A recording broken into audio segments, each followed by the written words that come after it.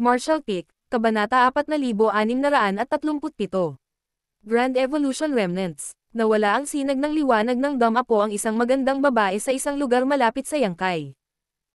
Mukhang nasa 20s na siya, at habang nakasuot siya ng berdeng damit na may mabulaklak na pattern, ang kanyang buhok ay casual na nakatali sa likod niya. Siya ay may curvy figure at isang mahinhin na ugali. Malinaw na nagulat ang babae nang makita niya si Yangkay. Matapos ang pag-aalinlangan na sulyap sa kanya gamit ang isang pares ng maaliwalas na mga mata, matikas itong bumati sa kanya, pagkatapos ay lumampas sa kanya at nagtungo sa pangunahing bulwagan. Nakatitig sa kanya ng matiim na si Yangkay. Mukhang naramdaman ito ng babae, kaya napalingon siya at ngumiti. Ilang sandali pa, ang babae ay walang pakialam na pumasok sa pangunahing bulwagan kung saan nakatira si Grandmaster Mafan. Sa wakas ay makumpirma ni Yangkay na ang babae ay residente sa selyadong lugar na ito. Malamang na siya ay isang nakaligtas o inapo ng Great Evolution Paradise. Kung hindi siya madaling makapasok sa bulwagan. Dapat pansinin na sa lahat ng oras na ito ay sinusubukan ni Yangkay na pumasok sa pangunahing bulwagan ngunit hindi ito nagtagumpay. Hindi na lang siya pinansin ni Grandmaster Mafan. Pagkatapos ng isang oras na paghihintay, nakita niya ang babaeng naka-green na papaalis ng hall. Hinintay siya ni Yangkay na makalapit bago itinakip ang kanyang kamao. Binabati ni Yangkay ng Voidland ang senior sister. Ang babaeng naka-green na damit ay ngumiti sa kanya. Sinusubukan mo bang hilingin sa Old Ancestor na gumawa ng artifact para sa iyo? Old Ancestor. Alam ni Yangkay na tama ang kanyang haka-haka nang marinig niya iyon, pagkatapos ay tumango siya. Oo, napangiti ang babae na nakatikip ang labi. Hindi ba siya pumayag? Maamong ngumiti si Yangkay. Talagang matalino ka, senior sister. Tinanggihan ako ng Grandmaster. Isang realisasyon ang bumungad sa babae nang magtanong siya. Binuksan ng Old Ancestor ang portal kalahating taon na ang nakalipas. Kaya ikaw na ang bisita mula noon. Naghintay ka ba nitong nakaraang 6 na buwan? Si Yangkay ay may tame time na ekspresyon. Naniniwala ako na ang Grandmaster ay maantig sa aking katapatan. Walang kwentang gawin iyon. Umiling ang babae. Kung ayaw kang tulungan ng Old Ancestor, walang saysay na maghintay ka pa. Dahil tinawag mo akong senior sister, bibigyan kita ng payo. Pakituloy, senior sister, bumalik ka sa pinanggalingan mo. Nagsasayang ka lang ng oras sa pananatili mo rito. Nang matapos ang kanyang mga salita, kinindatan niya si Yangkay sa mapaglarong paraan at umalis. Isang walang imak na si Yangkay ang nag-isip bago siya hinabol. Hindi nagtagal ay sumulong siya sa tabi ng babae. Mukhang nagulat siya sa kapal ng balat niya at nagtanong. Bakit mo ako sinusundan? Wala akong alam tungkol sa artifact refining. Hindi kailanman itinuro sa akin ng Old Ancestor ang tungkol dito. Ngumisi si Yangkay. Hindi ko hinihiling sa iyo na pinuhin ang isang artifact para sa akin, senior sister. Gusto lang kitang makausap. Ano ang gusto mong pag-usapan sa akin? Medyo kaakit-akit ang paraan ng pagkunot ng noo ng babae. Anumang bagay na maiisip natin. Sagot ni Yangkay sa paraang walang kabuluhan. Bagamat kaunting panahon na ang lumipas mula nang magkakilala sila dahil kaunti lang ang kanilang pag-uusap, nakikita ni Yangkay na ang 6th grade na babaeng ito ay malinis ang puso. Upang ilagay ito ng maayos, inosente siya bilang isang bata. Ngunit kung tuwirang sabihin, siya ay walang muwang at mapaniwalain. Bihira para sa isang 6th grade master na magkaroon ng ganoong ugali. Sa labas ng mundo, ang sinumang 6th grade master ay makakaranas ng kasinungalingan at pagtataksil ng hindi mabilang na beses habang sila ay lumaki. Kahit ipinanganak silang inosente, maimpluwensyahan sila ng kanilang kapaligiran. Ang dahilan kung bakit napapanatili ng babaeng nakaberde ang kanyang ugali ay ang Great Evolution Paradise ay isang selyadong lugar. Pero wala akong gustong pag-usapan sa iyo. Umiling ang babae. Si Yangkay ay nagbigay ng pinaka hindi nakakapinsalang ngiti na kaya niyang hawakan at nambobola siya sa abot ng kanyang makakaya. Nalaman kong naging mabait ka sa sandaling una kitang makita, senior sister. Parang ang tagal na nating magkakilala. Namula ang babae habang nabigla sa medyo naiinis na tono. Paano mo nasabi ang ganyan? Isang taos-pusong Yangkay ang sumagot. Hindi kita tinutukso. Nagsalita ako ng totoo. Pakiusap huwag kang magalit sa akin. Tila naniwala sa kanya ang babae nang magsimula siyang magpakita ng hiya. Hindi nagtagal, nakarating sila sa isang universe world at lumapag sa harap ng ilang palasyo. Nakikita ni Yangkay na ang universe world na ito ay hindi isang masamang lugar. Kumpleto ang world principles habang sapat ang world energy. Malakas din ang world force nito. Maaari itong ituring na isang top class na universe world. At saka, Noong nasa itaas siya ng langit kanina, nakita niya na maraming tao ang naninirahan sa universe world na ito. Naghihintay na doon ang ilang Heaven Opening Realm Masters ng iba't ibang grado. Nang makita ang babaeng naka-green, lahat sila ay sumigaw ng eldest senior sister. Isang lalaki na mukhang nasa 30 anyos na ang nag-aalalang nagtanong. Ano ang sinabi ng old ancestor, eldest senior sister? Nakangiting sagot ng babae. Huwag kang mag-alala. Sinabi ng old ancestor na ang alak na natimpla mo sa pagkakataong ito ay mayaman at mabango. Nakita niyang masarap ito. Nang marinig iyon, nagsimula silang magsaya. Noon napagtanto ni Yang Kai na ang babaeng nakaberde ay pumunta sa lahat para magpadala ng alak kay Grandmaster Mafan, at ang alak ay ginawa ng mga Heaven Opening Realm Masters na ito. Gayunpaman, kumunat ang noo niya sa grado ng mga taong ito. Malinaw na sila ang mga labi ng Great Evolution Paradise, ngunit ang kanilang mga grado ay napakababa. Bukod sa babaeng naka-green na nasa 6th grade, ang iba sa kanila ay nasa 3rd grade, 4th grade, o 5th grade. Nararamdaman ni Yang Kai na mayroong ilang 6th grade masters na naglilinang sa ilang lugar sa universe world na ito, ngunit wala ni isang 7th grade master dito. Kahit na bumagsak ang Great Evolution Paradise, hindi ito dapat maging mahina. Ito ay maliwanag na nagkaroon ng matinding kakulangan ng mga makapangyarihang masters dito. Napansin ng isang kabataang babae sa 4th grade si Yang Kai at tiningnan siya ng may pagtataka. Sino ito? Eldest senior sister. Sumagot ang babaeng naka-green na damit. Siya ay isang panauhin na sinusubukang hilingin sa old ancestor na pinuhin ang isang artifact para sa kanya. Naningkit ang mga mata ng dalaga nang marinig iyon. Isang bisita. Nangangahulugan ba iyon na nagmula siya sa labas ng mundo? Ang iba pang Heaven Opening Realm Masters ay nasa sabik din habang mataimtim silang nakatingin kay Yang Kai. Pinag-aralan nila siya sa paraang tila siya ay kakaiba at hindi pangkaraniwang nilalang. Kinuyam ni Yang Kai ang kanyang kamao at binati. Binabati ni Yang Kai ng Voidland ang mga magkakapatid. Pinigilan nila ang kuryosidad sa kanilang mga puso habang binabati nila siya pabalik at sinabi sa kanya ang kanilang mga pangalan. Ang bastos na dalaga sa 4th grade ay lumapit kay Yang Kai at tumangala sa kanya. Senior Brother Yang, maaari mo bang sabihin sa akin ang higit patungkol sa labas ng mundo dahil doon ka nang galing? Bilang eldest senior sister, sinaway siya ng babaeng naka-green sa pamamagitan ng pagsasabing. Hindi ka maaaring maging napakawalang galang, Junior Sister Sen. Ang kabataang babae na nagngangalang Sen ay nagpout habang ang kanyang mga labi ay nakadikit at ibinaba ang kanyang ulo sa isang malungkot na paraan. Nakangiting sumagot si Yang Kai. Junior Sister Sen, ikalulugod kong sabihin sa iyo ang tungkol sa labas ng mundo kung iyon ang gusto mo. Ito ay hindi isang uri ng lihim pa rin. Gayunpaman, hindi ba kayong lahat ay bumisita sa labas ng mundo dati? Bumagsak ang mga balikat ni Sen habang umiiling.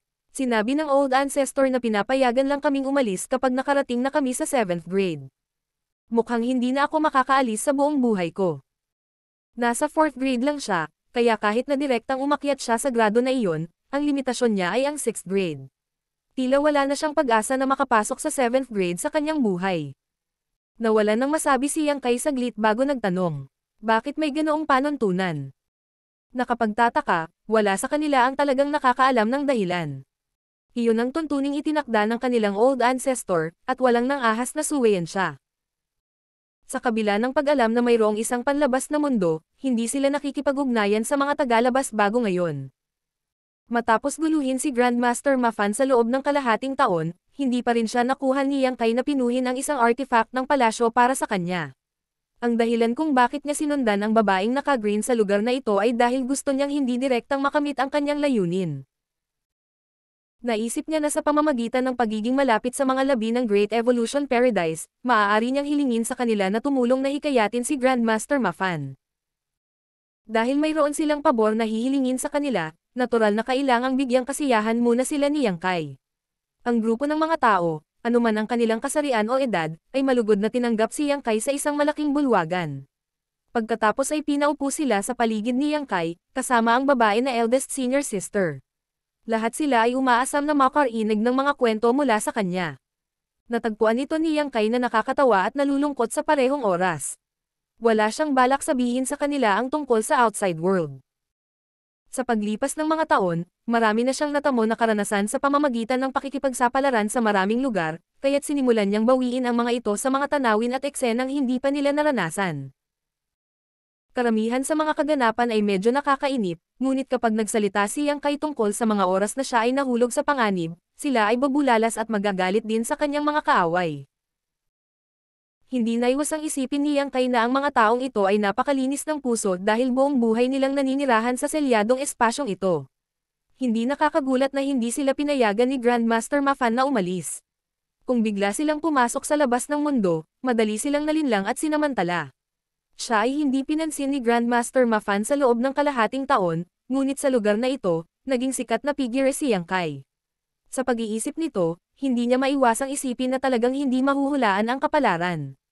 Hindi nagmamadali si Yang Kai na hilingin sa kanila na tulungan din silang hikayatin si Grandmaster Mafan. Kalahating taon na rin siyang naghintay, kaya wala siyang pakialam na maghintay pa ng 6 na buwan. Darating ang panahon na matutupad ang kanyang hiling. Ang eldest senior sister, na ang pangalan ay Nolan Lu Shui, ay tumulong sa kanya na manirahan sa isang 3 palapag na bamboo house. Malinis at payapa ang kapaligiran. Pagbukas niya ng pinto, nakita niya ang dagat ng mga bulaklak na nakikipaglaban para sa kanyang atensyon sa makulay na mga kulay nito. Gayunpaman, hindi kailanman makakapagpahinga si Yang Kai habang naroon siya. Palaging may mga taong naghahanap sa kanya at humihiling sa kanya na makipag-usap tungkol sa labas ng mundo halos araw-araw. Pagkatapos ng 1 buwan, unti-unti silang naging pamilyar sa isa't isa, lalo na kay Sensen. Tila gustong-gusto niyang magkaroon ng mga bagong kaibigan, at kayang pawiin ni Yang Kai ang kanyang tila walang sawang kuryosidad. Sa makatuwid, sa kanyang puso ngayon, habang ang kanyang eldest senior sister ay nangunguna sa ranggo at ang old ancestor ay pumangalawa, ang bisitang ito na nagngangalang Yang Kai ay matatag sa 2 pwesto. Ang lahat ng iba pa niyang kapatid ay kailangang tumabi. Minsan, lumalabas si Yang Kai para mamasyal at kausapin ang mga tao rito, at di nagtagal ay mas naunawaan na niya ang sitwasyon sa universe world na ito. Sa katunayan, ito lamang ang universe world kung saan mayroong mga buhay na nilalang sa buong Great Evolution Paradise. Bagamat may iba pang matitirahan na universe world sa selyadong espasyong ito, walang mga nakaligtas na naninirahan sa mga lugar na iyon. Kumbaga, sila lang ang mga inapo ng Great Evolution Paradise, pero kahit na bumagsak ang sect nila, hindi sila dapat naging mahina. Sa totoo lang, wala kahit isang 7th grade Heaven Opening Realm Master na isinilang sa Great Evolution Paradise sa nakalipas na 10,000 taon. Maliban doon, ang bilang ng mga Heaven Opening Realm Masters sa lugar na ito ay nakakagulat na maliit din. Bukod sa katotohanang wala kahit isang 7th grade master, mayroon lamang mahigit 30 Heaven Opening Realm Masters sa mga labi ng Great Evolution Paradise. Bukod dito, wala sa 30 o higit pang mga cultivator na ito ang direktang umakyat sa 6th grade.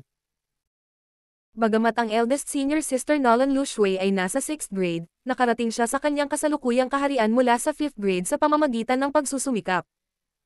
Karaniwan, ang lahat ng mga labi na ito ay maaari lamang direktang umakyat sa 5th grade, 4th grade, o mas mababa pa.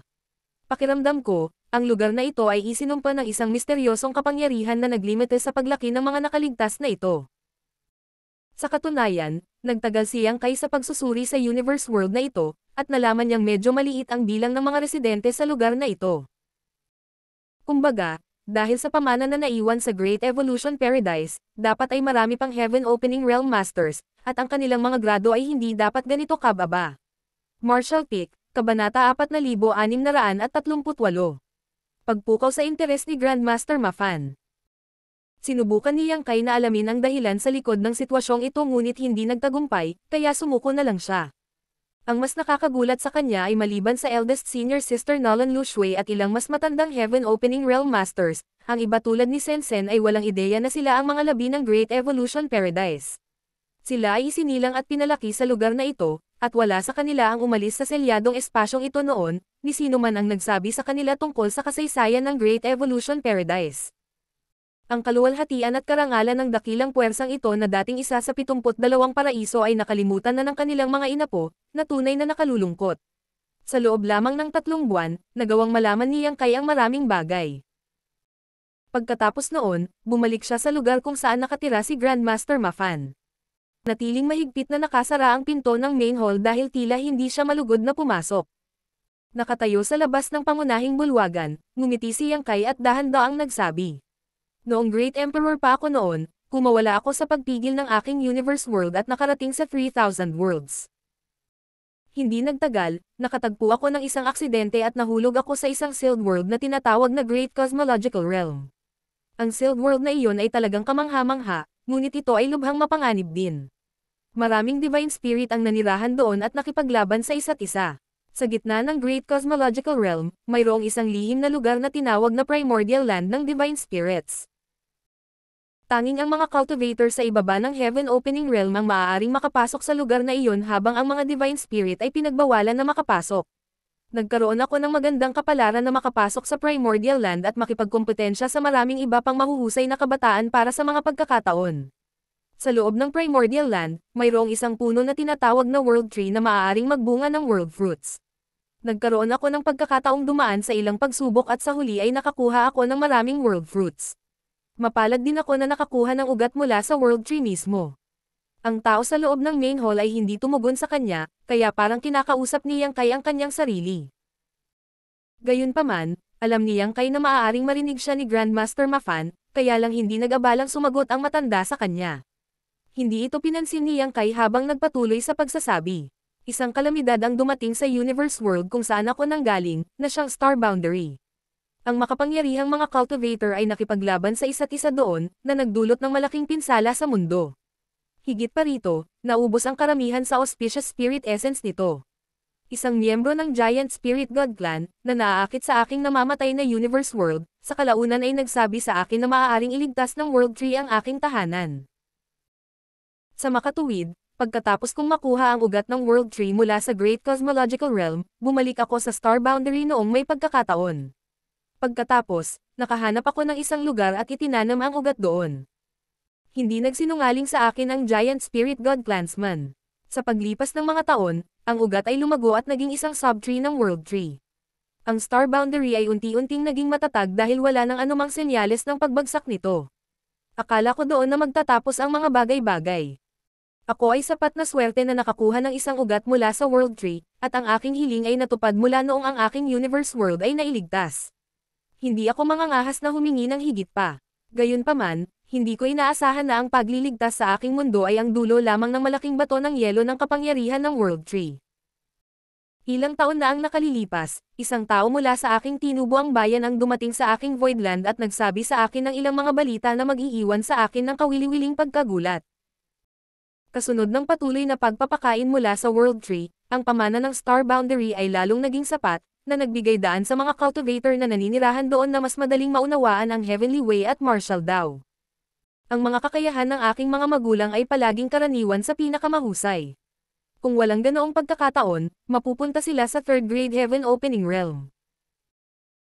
Gayunpaman, dahil sila ay nasa aming tinubuang bayan at lumaki kasama ng World Tree, hindi lamang nila nagawang i-condensed ang kanilang mga dawsil ng mas maaga kaysa sa inaasahan ko sa kanila, ngunit maaari rin silang umasa na makagawa ng isang paunang tagumpay sa 4th grade o kahit na ang 5th grade. Bahagyang nang inig ang aura sa main hall, na kadalasang walang kibo, sa mga salitang iyon. Ngumiti si Yang Kai at nagpatuloy.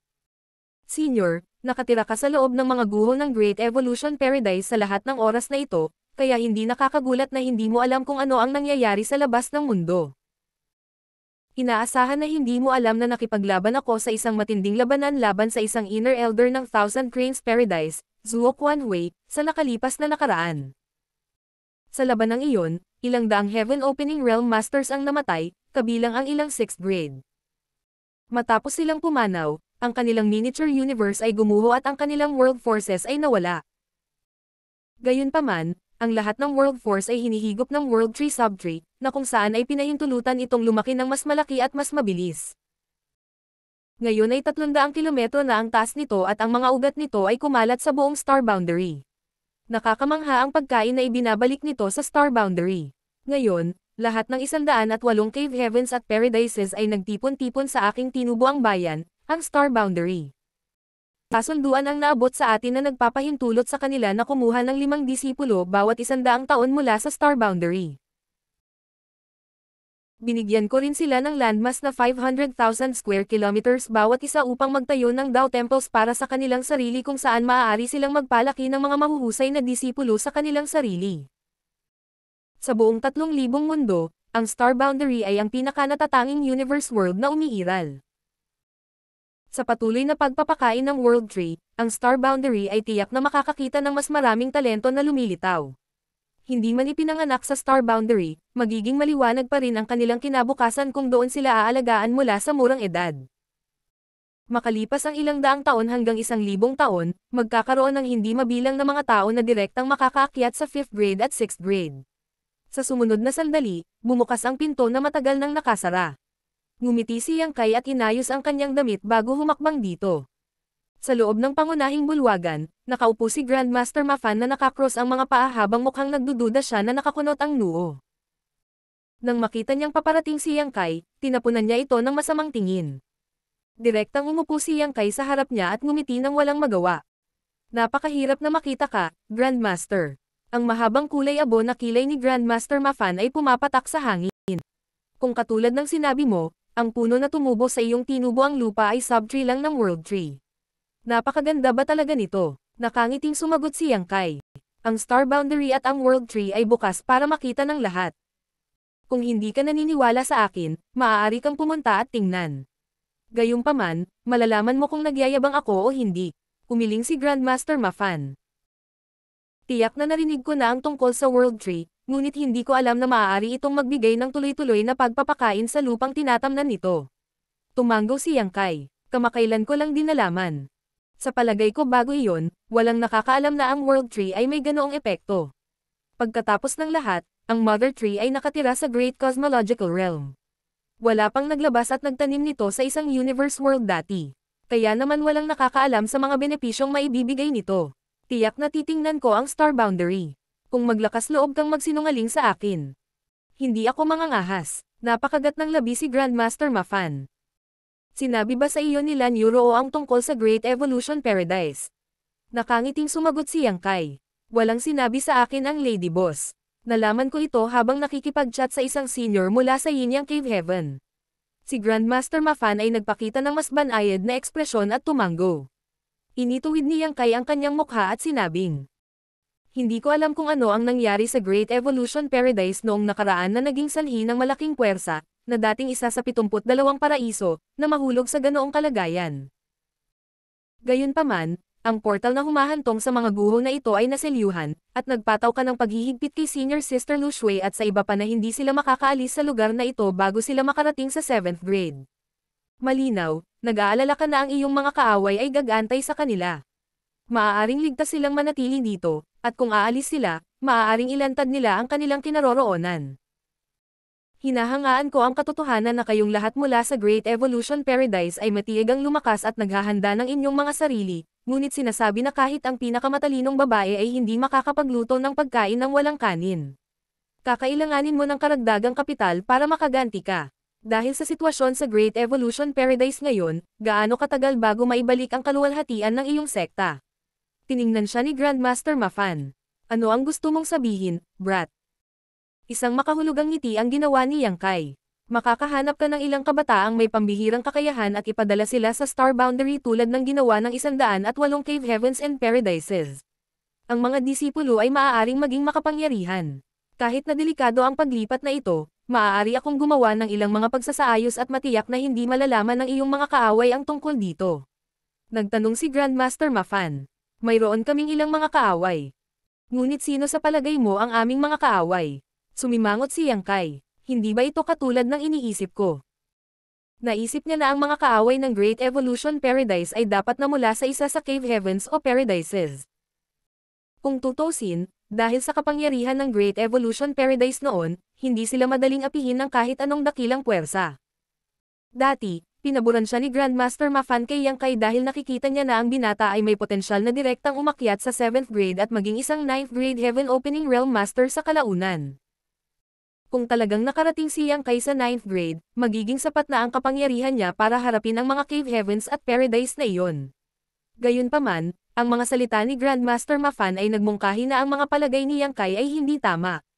Hindi nag-abalang magpaliwanag ang matanda.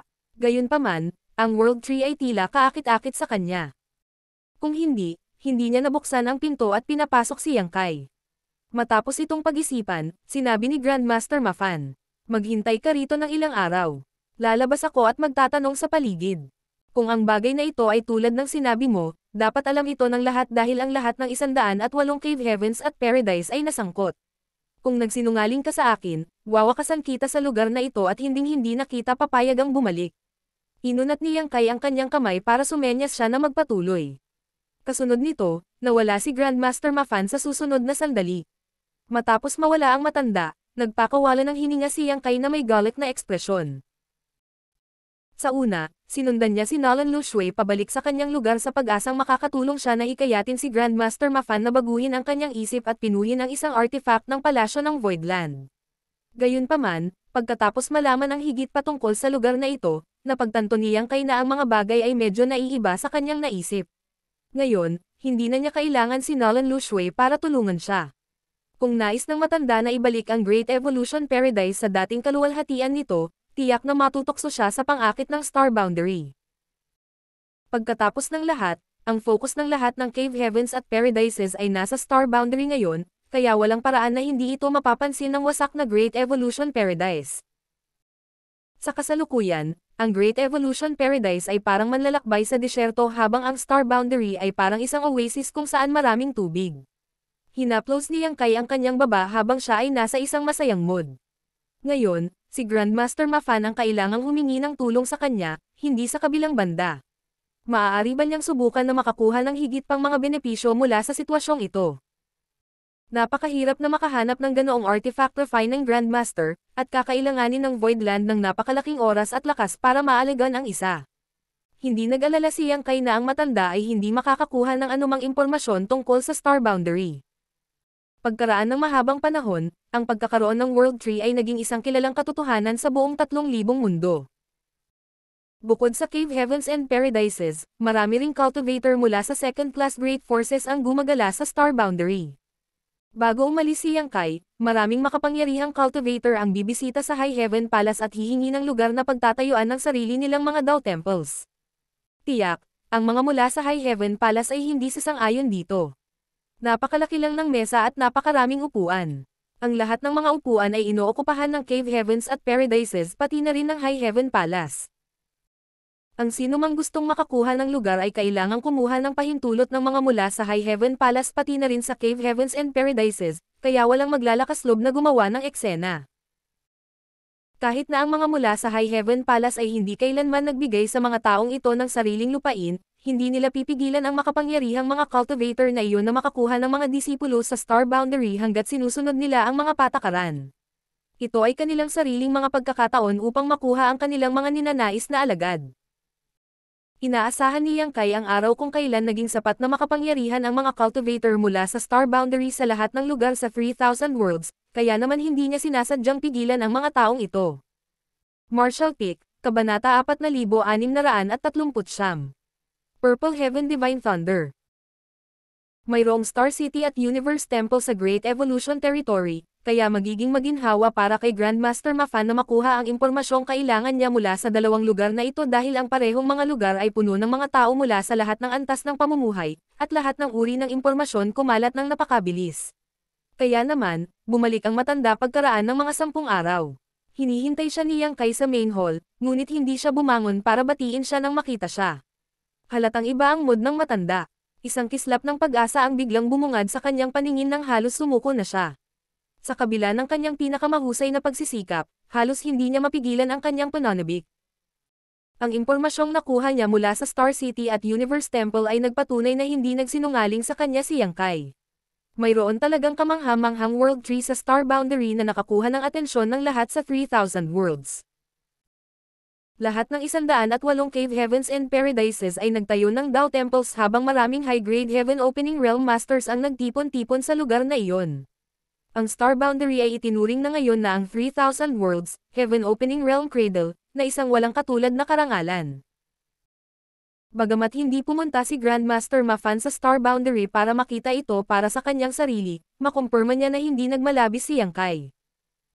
Nahaharap sa gayong tukso, kapwa ang matanda at ang Great Evolution Paradise ay hindi nakayanan.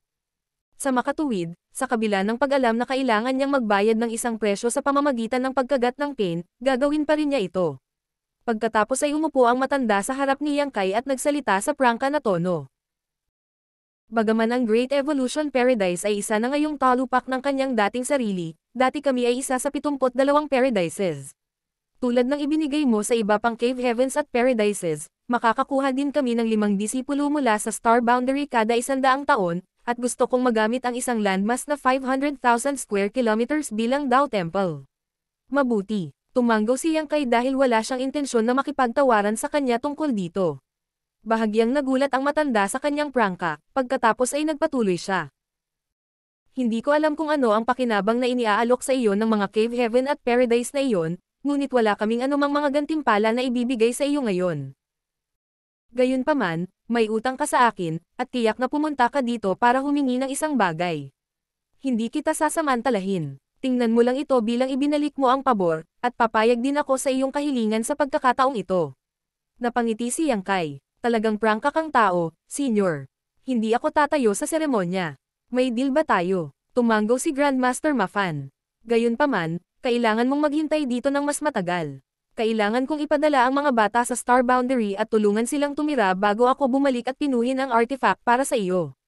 Nakangiting sumagot si Yang Kai. Hindi ako nagmamadali para sa artifact na iyon. Magagawa mo muna ang mga bagay tungkol sa Great Evolution Paradise.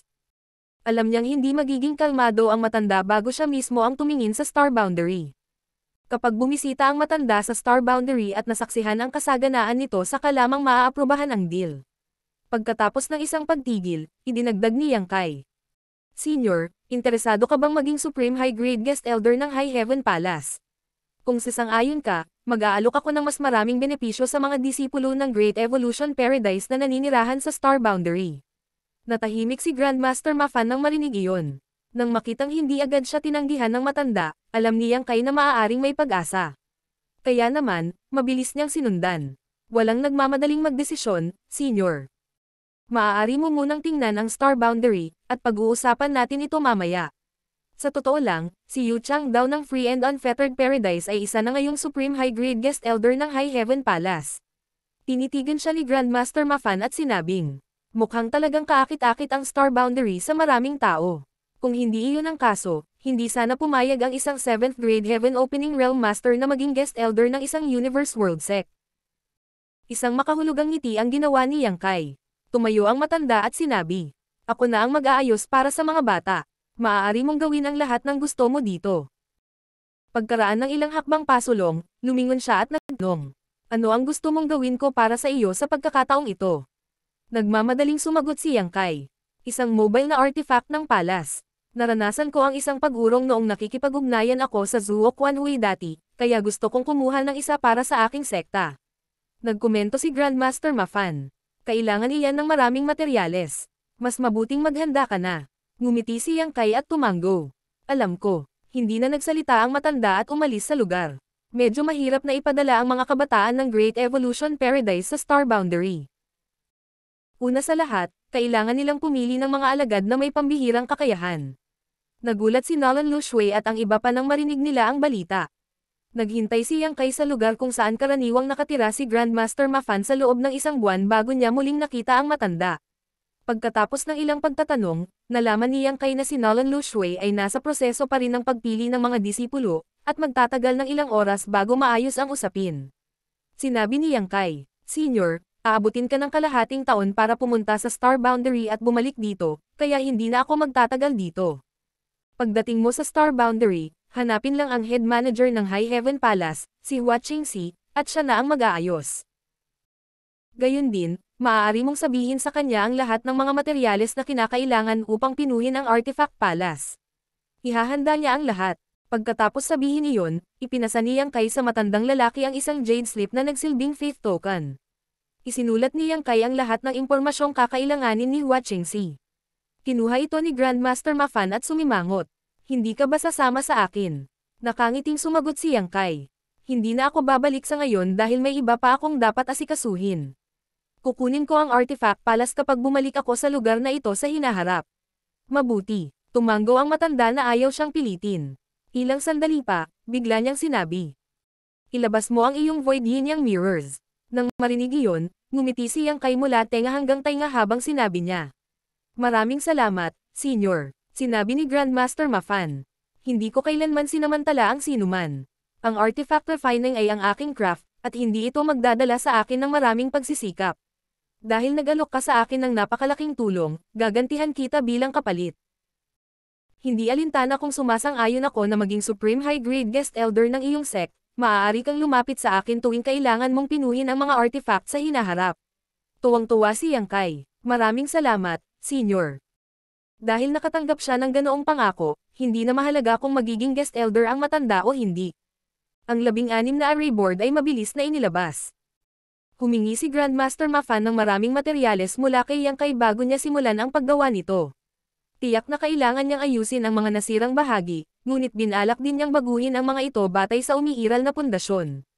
Tulad ng pagpino ng mga table tasks, ang paggawa ng mga artifact ay nangangailangan ng pansin sa detalye.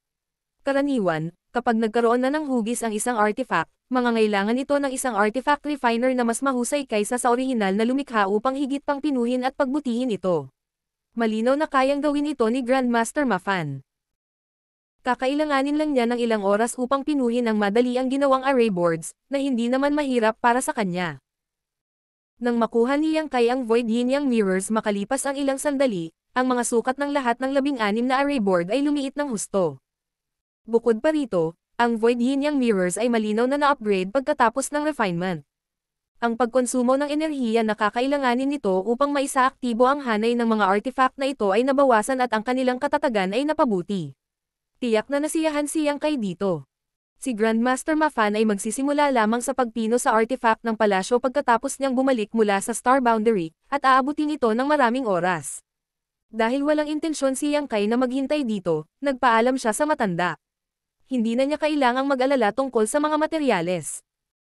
Sa oras na iyon, kailangan na lang ni Grandmaster Mafan na magbigay ng listahan kay Hua Qingxi, at lahat ay kanyang ihahanda. Gayunpaman, bago umalis si Yang Kai, biglang may naalala si Grandmaster Mafan habang sinabi niya. Iwan mo ang Purple Chi na iyon dito. Maaari ko itong ihalo sa Artifact Palace at dagdagan ang kapangyarihan nito. Nang marinig iyon, nagmamadaling kinuha ni Yang Kai ang Purple Chi mula sa kanyang miniature universe at nagtanong. Alam ba ni Senior kung ano ang bagay na ito? Napansin niya noon na medyo interesado si Grandmaster Mafan sa Purple Chi, kaya malinaw na nakikilala ito ng matanda. Ang item ay tiyak na napakahusay dahil maaari itong makatawag ng atensyon ng isang artifact refining Grandmaster. Ito ay isang Purple Heaven Divine Thunder. Sagot ni Grandmaster Mafan. Tinatawag din itong Purging Evil Divine Thunder na may kakayahang talunin ang lahat ng uri ng masama at malisyosong layunin. Divine Thunder. Nagulat si Yang Kai. Ang Purple Chi na umiikot sa kanyang mga daliri na parang ahas ay hindi man lang mukhang kidlat. Walang ipinaliwanag si Grandmaster Mafan habang marahang pinitik ang Purple Chi. Sa sumunod na sandali, isang paputok na tunog ang narinig habang umalangaw-ngaw ang sunod-sunod na umuugong na kulog. Ang Purple Chi na orihinal na nakabalot sa mga daliri ni Yang Kai sa isang masunuring paraan ay biglang naging marahas, na parabang ito ay isang hayop na lulunukin ng buhay ang biktima nito. Bagamat malakas si Yang Kai, nakaramdam pa rin ng pamamanhid ang kanyang mga daliri dahil sa impact. Ito ay isang napakabihirang materyal. Tanging isang malinis at dalisay na Universe World ang makakapag-alaga ng isang strand ng Purple Heaven Divine Thunder. Sa kasamaang palad, sa bagay na ito sa paligid, ang gayong Universe World ay nakatakdang bumaba. Kinuha ni Grandmaster Mafan ang Purple Chi mula sa kamay ni Yang Kai at pinaandar ang kanyang World Force para sugpuin ito. Ang marahas na Purple Chi ay naging masunurin muli. Bakit ganun? Naguguluhan si Yang Kai. Ipinaliwanag ni Grandmaster Mafan. Iyon ay dahil ang buong diwa ng isang Universe World ay nasisipsip sa bagay na ito. Paano makakaligtas ang isang Universe World sa ganoong proseso? Parang may naintindihan si Yang Kai. Habang nakatingin ang matanda sa Purple Heaven Divine Thunder sa kanyang kamay, nahulog siya sa kanyang pag-iisip. Naalala niya na noong nakaraan, may isang babaeng nakasuot ng pulang damit sa Great Evolution Paradise na nagtataglay ng purple sword na pino mula sa Purple Heaven Divine Thunder. Sinabi ng babaeng iyon na wawasakin niya ang lahat ng kasamaan sa mundo gamit ang kanyang espada sa malinaw na boses. Matangkad ang alaala niya rito na para bang kahapon lang nangyari. Noong panahong iyon, si Grandmaster Mafan ay isang common disciple na kakasali lang sa sect. Mabilis na lumipas ang oras at sa isang kisap mata, isa na siyang matanda na may mahabang balbas na kulay abo. Pwede ka nang umalis. Ang Artifact Palace ay magiging handa sa pagbalik mo sa susunod. Ikinaway ni Grandmaster Mafan ang kanyang kamay. Iniyuko ni Yang Kai ang kanyang ulo. Maraming salamat, Grandmaster. Makalipas ang isang oras, sa isang restricted area sa Great Evolution Paradise, kumikislap ang mga kandila sa loob ng Ancestral Hall. Sa harap ng mahigit 30,000 memorial tablets, nakangiting sinabi ni Grandmaster Mafan habang bahagyang namumula ang kanyang mga mata. Sectmaster, Elders, Senior Brothers, Senior Sisters, nagtiyaga na ako para makita ang araw na ito. May pag-asa para sa Great Evolution Paradise ngayon. Maghintay ka lang, malapit ko ng pangunahan ang mga inapo ng Great Evolution Paradise para makaganti para sa inyong lahat. Sa araw na iyon, dumating ang High-Grade Heaven Opening Realm Master sa Great Evolution Branch ng Heavenly Martial Hall at sinira ang signboard nito, kahit na hindi niya sinaktan ang sinuman sa proseso. Ang Heaven Opening Realm Masters, na namamahala sa Great Evolution Branch, ay nanginginig sa takot dahil hindi nila alam kung nasaktan ba nila ang nangungunang cultivator na ito sa ilang paraan, at hindi nila alam kung saan siya nanggaling. Ang alam lang nila ay isang matandang lalaki na may buhok at balbas. Pagkaalis niya, ang mga cultivator sa sangay ay nagmamadaling ipinaalam sa mga mula sa punong tanggapan ng Heavenly Martial Hall tungkol dito. Ang Hallmaster ay personal na dumating upang tingnan ang bagay na ito, ngunit wala siyang mahanap na anumang sagot. Gayunpaman, pagkatapos ng araw na iyon, ang mga mula sa Heavenly Martial Hall ay mataktikang tumigil sa paggamit ng pangalang Great Evolution para sa kanilang sangay. Pagkalipas ng ilang araw, sa mga guho ng Great Evolution Paradise, tumingin si Grandmaster Mafan sa mga napiling kabataan at tumanggaw ng may kasiyahan. Nagulat si Nolan Lu Shui at ang iba pa nang makitang ang kanilang old ancestor, na laging may kuba, ay nakatayo ng matangkad sa araw na ito, na tila nawala sa wakas ang pasanin sa kanyang katawan. Martial Pick, Kabanata 4640. Pagbabalik sa Shattered Heaven. Ang Shattered Heaven ay isang walang batas na lupain kung saan magkakasamang umiral ang mga pagkakataon at krisis.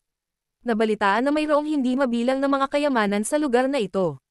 Sa makatuwid, kahit na ito ay lubhang mapanganib, maaari pa rin itong makaakit ng mga matatapang na kaluluwa na pumasok dito. Sa isang restaurant sa Shattered Heaven Star City, si Yang Kai ay nakaupo sa tabi ng bintana sa ikalawang palapag. Habang nakatingin siya sa dagat ng mga tao, tumikim siya sa pagkamangha. Dati siyang pumunta sa lugar na ito para pumasok sa Shadowless Cave Heaven at iligtas ang Preparatress. Dahil nagmamadali siya noon, wala siya sa mood na tumingin sa paligid. Hanggang sa muling binisita niya ang Shattered Heaven Star City ay napagtanto niya na sa kabila ng katotohanan na ang lungsod ay maliit at magulo, mayroong maraming mahahalagang bagay na ibinebenta. Tiyak, maaaring may kinalaman din ito sa kanyang paglilinang. Isa lamang siyang Emperor Realm Cultivator noong nauna siyang pumunta sa lugar na ito, ngunit ngayon, isa na siyang 6th Grade Heaven Opening Realm Master. Dahil lumawak ang kanyang abot tanaw, natural na nakikita niya ang mga bagay sa ibang liwanag.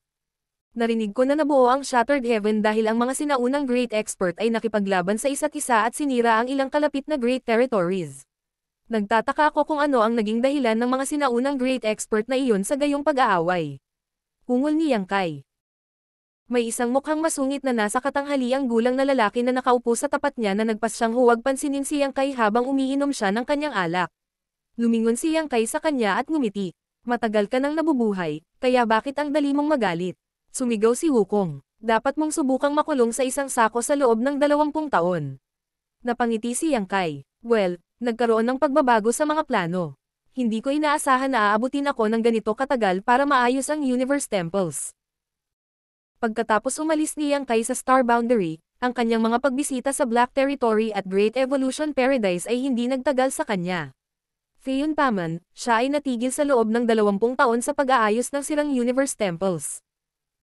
Sa panahong ito, si Wukong ay nagtatago sa loob ng Six Directions Wish Pouch habang sinasakyan ito ni Yang Kai kasama niya. Pagkatapos ng lahat, ang taong ito ay disipulo pa rin ng Myriad Demons Cave Heaven sa papel. Napatay niya sina Yin Xinjiao at Pei Wenzuan bago sinisipsip ang lahat ng kanilang cultivation. Maaari niyang itago ang kanyang kinaroroonan habang siya ay nasa New Great Territory dahil hindi siya mahahanap ng mga mula sa Myriad Demons Cave Heaven at Zuan Yuan Cave Heaven doon.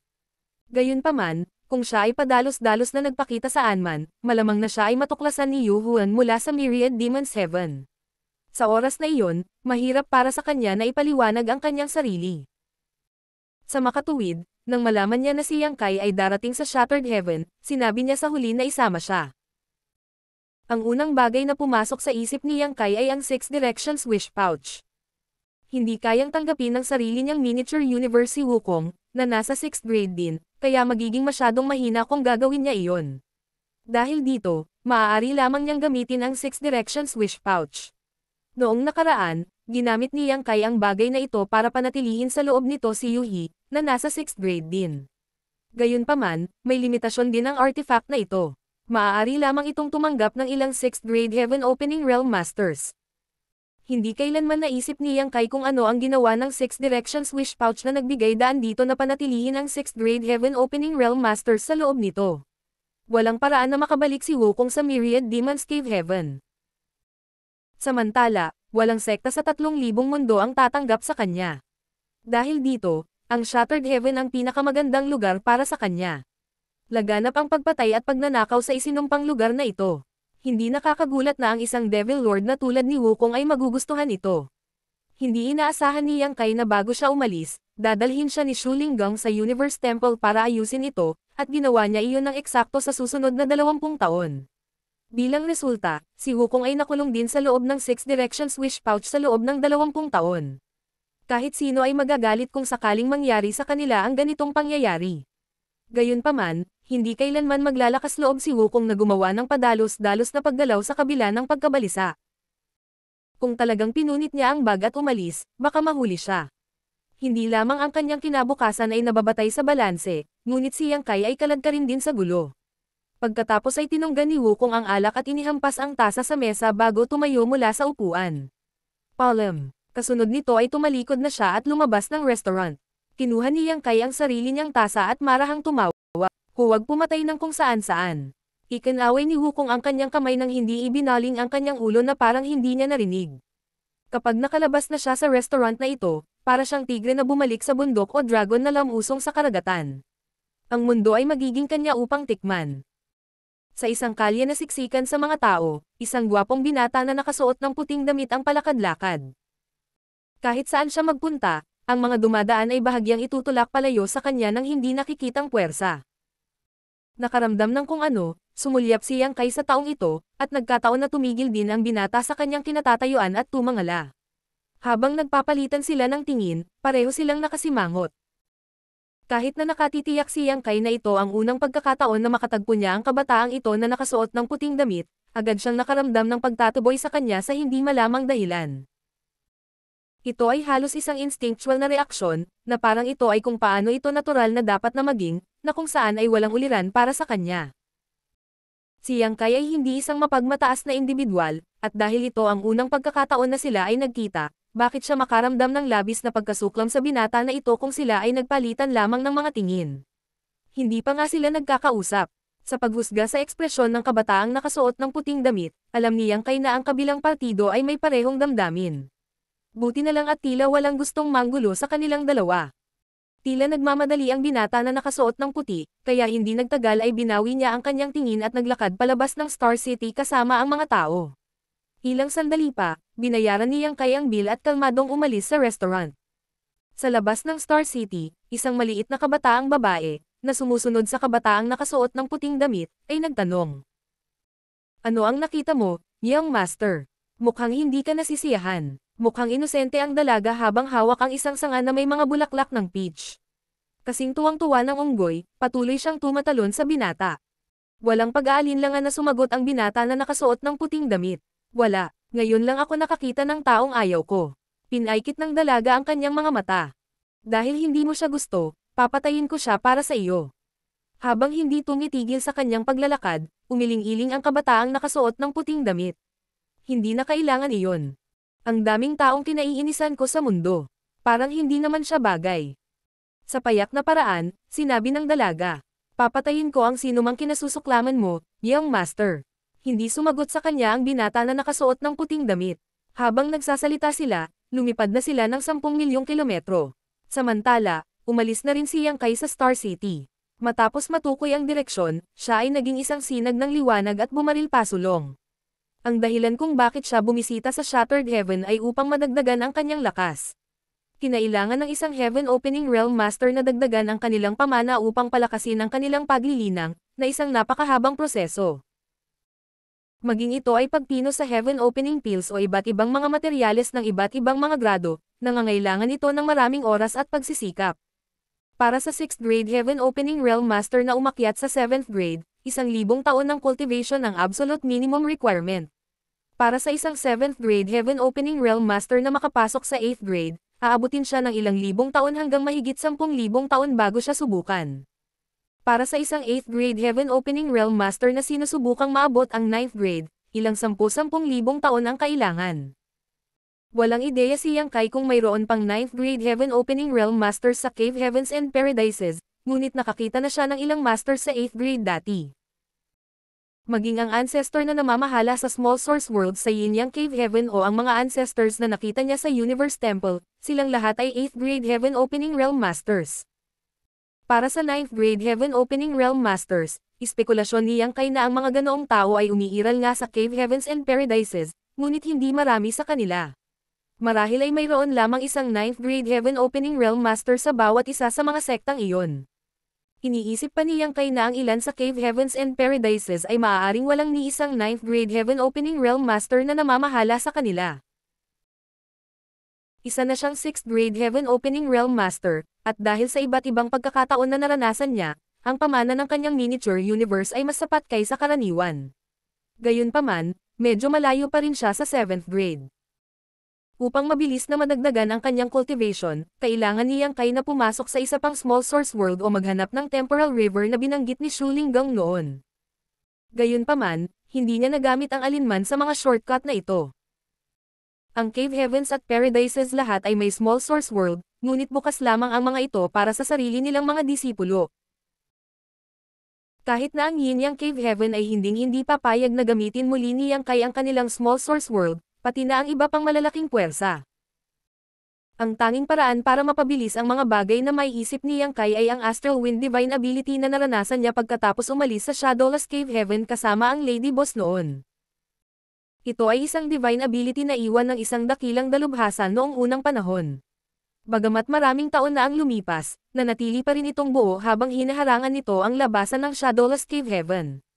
Ang Astral Wind ay bubugbugin sa Shadowless Cave Heaven paminsan-minsan at wawakasan ang mga pamana ng miniature universe ng Heaven Opening Realm Master. Ito ay katulad ng nakakatakot na aura sa Black Territory. Sa Astral Wind Divine Ability, ang Wind Spirits ay pinangalagaan. Dati, nag-drawing si Yang Kai ng ilang Wind Spirits sa kanyang miniature universe at pinatay sila.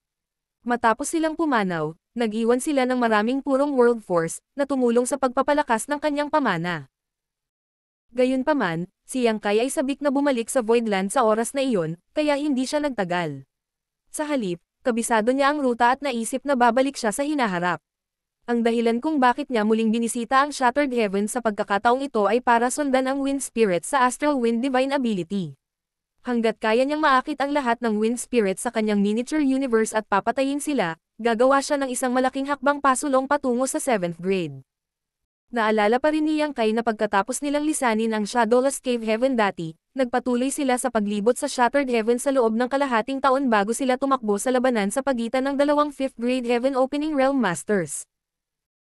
Matapos tanungin sila ng direksyon, ang grupo ni Yang Kai ay patuloy na sumulong sa loob ng kalahating buwan bago sila nakarating sa Shattered Heaven Star City. Dahil wala siyang masyadong oras para isaulo ang ruta noon, hindi sigurado si Yang Kai kung mahahanap niya ang Astral Wind Divine Ability sa pagkakataong ito. Gayunpaman, ang Astral Wind Divine Ability ay sumasakop sa isang malawak na lugar, kaya hanggat alam niya ang pangkalahatang lokasyon, hahanapin niya ito kalaunan. Saan man siya pumunta, nakikita ni Yang Kai ang mga cultivator na nagmamadali. Bagamat mapanganib ang Shattered Heaven, ito rin ay isang larangan ng digmaan ng mga great expert noong sinaunang panahon kung saan maraming mga kayamanan at nakatagong Universe Cave Heavens at Universe Paradises ang naiwan. Sa makatuwid, maaari pa rin itong makaakit ng maraming cultivator na lumaban para sa mga pagkakataon. Kung minsan, makikita ni Yang Kai ang mga cultivator na nagkakaroon ng madugong labanan. Karaniwang hindi niya pinapansin at iiwas sa mga taong ito. Habang lumalakad pa siya, paunti-unting tao ang nakatagpo ni Yang Kai. Matapos tumingin sa paligid ng kalahating taon, sa wakas ay natupad ang kanyang hiling nang makita niya ang napakalaking Astral Wind Divine Ability na umaaligid sa kawalan. Bagamat hindi ito ang unang pagkakataon na nakita niya ito, namangha pa rin si Yang Kai sa kagandahan nito. Ito ay isang bagyo na sumaklaw sa isang lugar na may ilang 10-10 milyong kilometro habang umiikot ito, na nakakaapekto sa walang laman sa paligid nito, na ginagawa itong tila na punit ang espasyo. Kung ang isang universe world tulad ng star boundary ay nataman ng isang divine ability, ito ay agad na madudurog. Ang paglilinang ng sinaunang great expert na nagpakawala ng divine ability ito ay hindi masusumpungan. Hinanggad niyang kay ang ganoong uri ng malakas. Ang ganitong divine ability ay maaari lamang na ginawa ng isang 8th grade master kahit papaano. Gayunpaman, kung isasaalang-alang ang katotohanan na ang divine ability ay napawi sa paglipas ng panahon, ang taong gumamit nito noon ay malamang na isang 9th grade Heaven Opening Realm Master. Walang duda na ang isang 9th grade Heaven Opening Realm Master ay nagmula sa isa sa Cave Heavens and Paradises. Ano ang dahilan kung bakit ang mga sinaunang great expert ay lumaban dito at nagwasak pa sa karatig na great territories? Sinasabing ang lahat ng 108 Cave Heavens at Paradises ay pinagsama mula pa noong una, kaya bakit sila nag-away sa isa't isa sa lugar na ito?